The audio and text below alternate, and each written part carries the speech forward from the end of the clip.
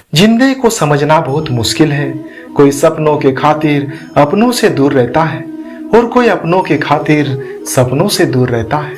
किसी को इतना ना चाहो कि भुला ना सको, क्योंकि जिंदगी, इंसान और मोहब्बत तीनों बेवफा है। सिर्फ अपनी मंजिल के लिए मेहनत करो।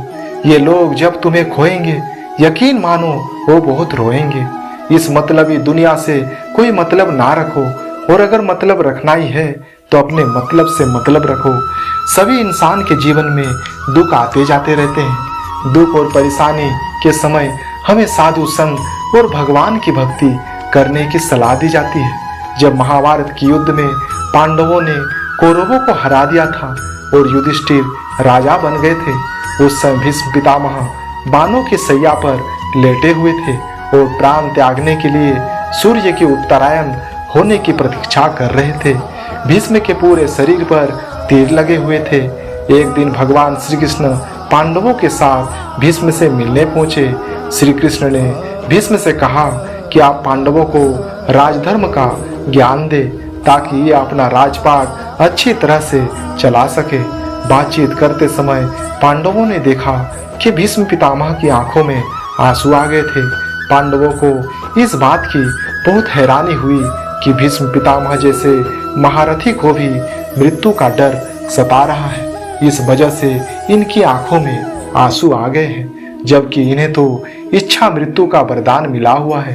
पांडवों के मन की बात समझकर श्री कृष्ण ने भीष्म पितामह से पूछा कि आपकी आंखों में आंसू क्यों हैं? भगवान श्री कृष्ण का प्रश्न सुनकर भीष्म ने कहा कि आप तो सब कुछ जानते हैं, मैं पांडवों को बता दूं। मेरे आंखों में आंसू पांडवों को देखकर आ गए हैं। पांडवों के साथ स्वयं भगवान श्री कृष्ण है, फिर भी इनके जीवन में लगातार दुख आते रहे। कदम कदम पर पांडवों के जीवन में मुश्किलें आई। इन्हें देखकर मुझे समझ आया कि अगर हमारे साथ भगवान है, तब भी इसका मतलब ये नहीं है कि हमारे जीवन में दुख नहीं आएंगे। इसलिए जीवन में दुख तो आएंगे, लेकिन हम भगवान की मदद से दुखों का सामना पूरे साहस के साथ कर पाते हैं। भक्ति करेंगे तो भगवान श्री कृष्ण हमें दुखों से लड़ने का साहस देंगे। जो लोग ये सोचकर पूजा पाठ करते हैं कि भगवान की कृपा से उनके जीवन में दुख नहीं आएंगे, तो ये सोच गलत है। पांडवों के जीवन में तो स्वयं भगवान श्री कृष्ण थे, फिर भी उनके जीवन में दुख आए। भक्ति करेंगे तो भगवान की कृपा से दुखों को दूर करने का साहस बना रहेगा। विचार सकारात्मक रहेंगे और हम प्रसन्न रहेंगे।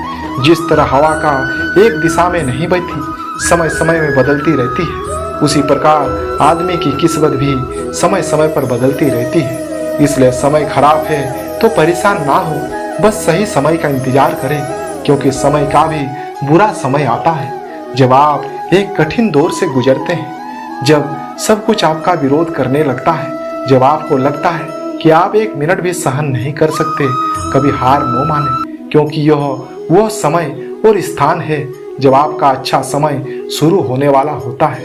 भगवत गीता में लिखा है कि जिस समय कोई समस्या जन्म लेती है, उसके साथ ही उसका समाधान भी जन्म लेता है। इसलिए दोस्तों, एक बात हमेशा याद रखें, कठिनाइयों से लड़ते समय यह जरूर ध्यान रखो कि धूप चाहे कितनी भी तेज क्यों ना हो, उसमें उतनी ताकत नहीं होती कि वो समुद्रों को सुखा सके।